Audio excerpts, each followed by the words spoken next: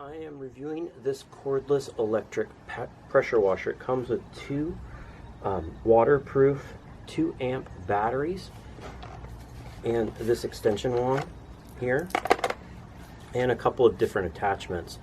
It has this one that goes from 0 to 15 to 25 to 40 to streamlight to shower, and it has this one which has a soap dispenser, which would be great for washing your cars, and this blade type one as well, and they're very easy to change out. You just simply push in, pull out,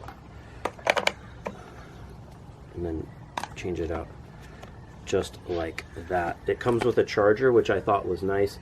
It can charge both at the same time, so that is a nice plus to it. And it comes with this hose. There's a filter on the end that you can just put in a 5-gallon bucket. I wish it also had a hose attachment as well.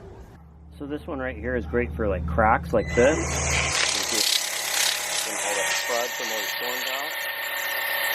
So overall, this isn't really going to pressure wash your deck or anything, like get it super clean. It is going to help, but I think this is a great solution if you go out camping and you don't have access to a hose or water. You can use a bucket or even a stream or something and